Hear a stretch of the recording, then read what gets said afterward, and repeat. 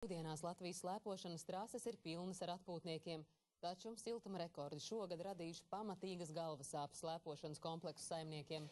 Ar mākslīgā sniega palīdzību slēpošanas sezona ir atklāta, bet cik ilgi tā turpināsies, to šogad patiešām grūti pateikt. Iespējams, ar lielām grūtībām atvērtos slēpošanas kalnus tikpat ātri nāksies arī slēgt. Lai gan šeit Žagarkalna galā pūš tik stiprs vējš, ka grūti noturēties kājās un ārā ir +8 grādi, tas netraucē vairākiem desmitiem ziemesprieka baudītāju beidzot atklāt ilgi gaidīto slēpošanas sezonu.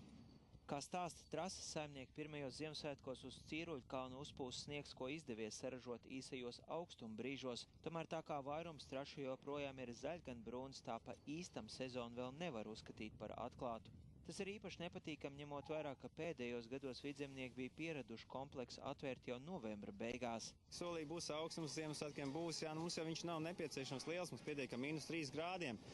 Bet notika atkal, kas vispār mūsu, teiksim, pieredzē pēdējos 10 gados nebija pieredzēts, jā, kad parasti tomēr, ja ir augstums Latvijā, tad viņš vienmēr ir Latgalē un Vidzemē, bet, šoreiz notika tā, ka, teiksim, augstums turējās Kurzemē, un Vidzemē nebija, un mēs skatījāmies, ka tātad Kurzemē jau slēpošanas trases var ražot sniegu, mēs nē, tad mums sanāca vispār tāds īsts brītiņš. Nebūšanas ar laiku gan kliedēja gandarījums.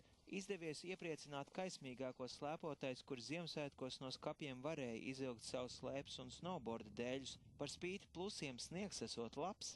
Nē, pa mīksts nav, Siguldā pa mīksts pagājuši gadu bija. No rīta bija +10.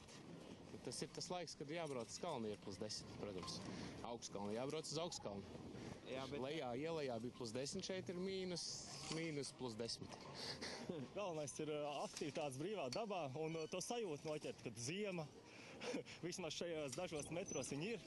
Un galvenais atbalstīt vietējos uzņēmējus, jo viņi taču arī cenšas mūsu dēļ.